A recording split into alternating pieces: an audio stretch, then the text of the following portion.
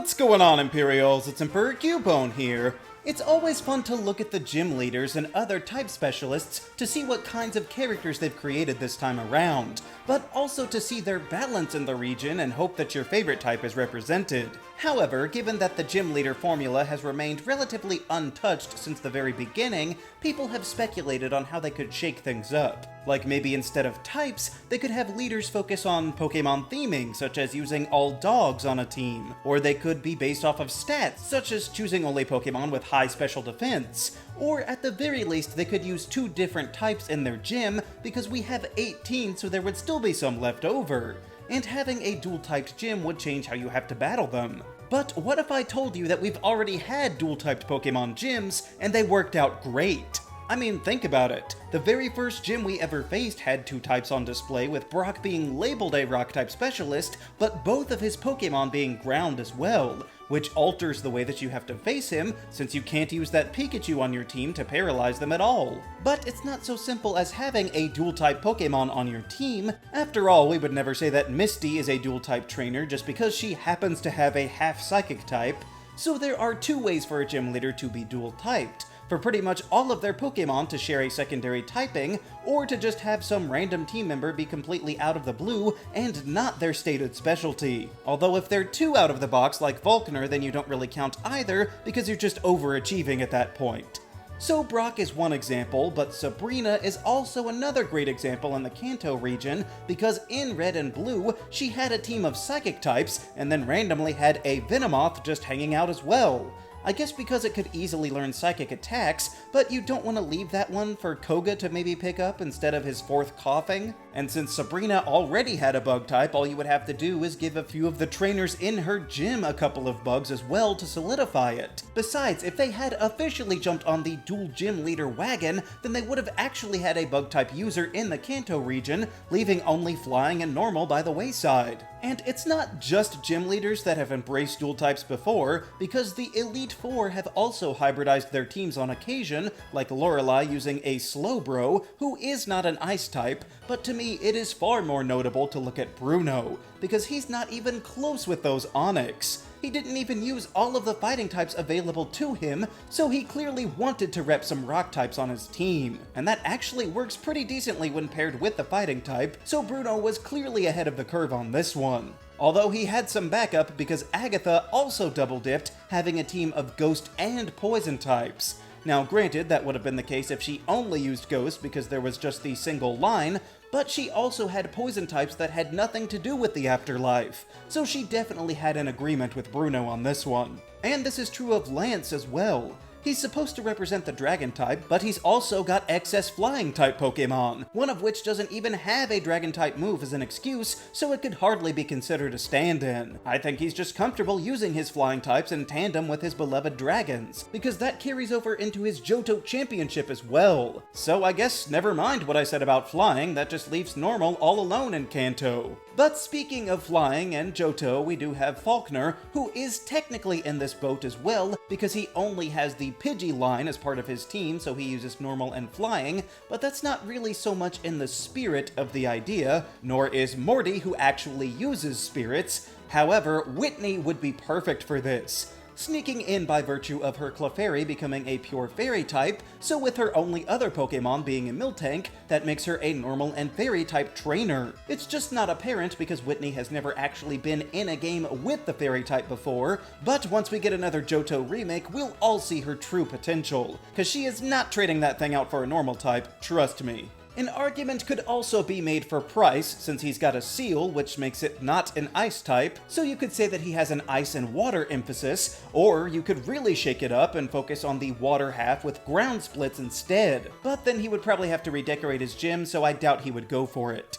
Besides, he's got trainers in his gym that use water types already, and having that be officially distinguished by the Johto League would be a great way to recognize the Lake of Rage as under his domain as well. In his promotion, Koga seems to have taken an interest in bugs as well, since the majority of his team are insectoid now, so you could make that case, but far more interesting to me is Karen. Even though she is a Dark-type trainer, she didn't use all of the new Dark types introduced in Gen 2, and her team seems almost random until you realize that all of her not Dark Pokémon are part Poison type. So she is absolutely following her own mantra here and just using the Pokemon she likes, which also just happened to make her a Poison-type trainer.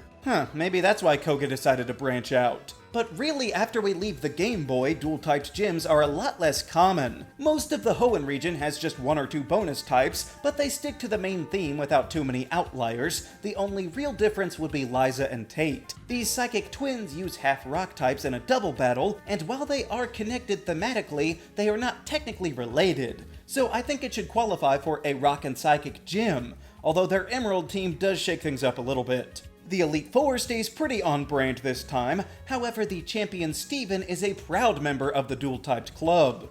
He's labeled a Steel-type user by many, however he has just as many Rock types on his team as he does Steel. I don't know why Rock is so popular in Hoenn, but I would say that his interest in fossils pushed him over the edge into training two types at once. I mean, his last name is Stone, so I don't think we should be that surprised. Now, Sinnoh has it pretty straightforward too, but Candace has a Medicham that's noticeably out of place next to her Ice types. So, because we do already have a fighting gym in this region, I'll give Candace the dual Psychic type, since her frozen friends might be scared of too many fighting Pokemon around. And with Volkner having an identity crisis just like his friend Flint, we'll look at Aaron in the Elite Four instead, because while Drapion is bug-like, it is not an actual bug. So given that he has multiple poison types, I think calling him a bug and poison trainer wouldn't be out of the question. Same for Bertha too, actually. She's got a ground type team in theory, but has multiple rock types, some of them being mono rock, so I think it's safe to say that Bertha likes all kinds of earthy Pokemon. However, maybe the most obvious example of multiple types is the Striaton Gym from Black and White.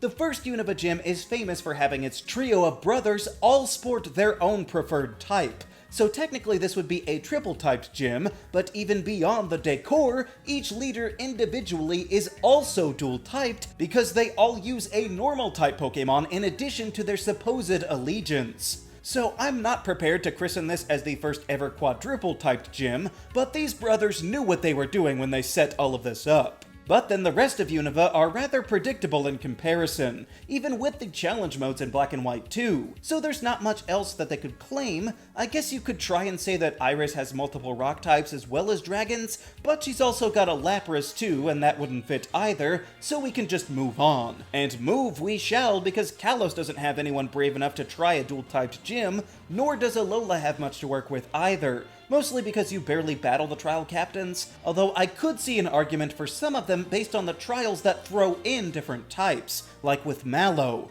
Her totem Pokemon is a Lurantis, however when it calls for backup, it's met with either a Trumbeak or a Cast form, neither of whom are grass types, so maybe Mallow is secretly also a normal type trainer.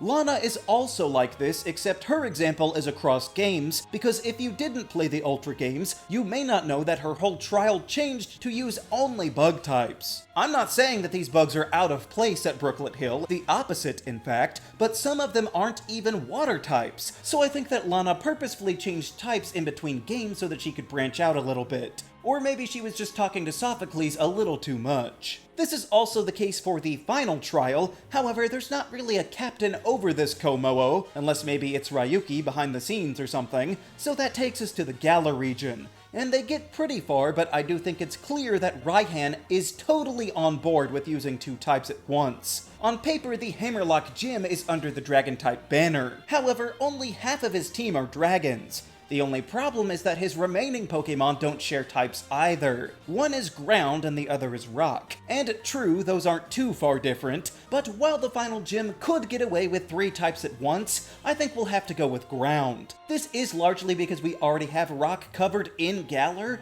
but Raihan has just as many ground types as he does dragon. And since he loves sandstorms so much, there's no way that he would get his money's worth by only using dragons that would get hurt by it. So all of Raihan's showboating sort of makes sense now if he was wanting to get publicity as the first big dual-typed gym leader. And maybe he thought that would finally make him as popular as Leon. But, funnily enough, Paldea intentionally gave all of their leaders dual types, but then they undid it by terastallizing all of them. The closest you could get is with Tulip as a partial fairy user, but really because of that gimmick, Scarlet and Violet operate outside of the singular type tropes that every other region has for their gyms. But even before then, we have seen that the popular idea of having a specialist devoted to more than one type has been true in Pokémon all along. And maybe one day we'll see this solidified as a theme across an entire region eventually. Which secretly dual-typed gym do you like to battle the most? Do you think I should have included the Wardens in Legends Arceus?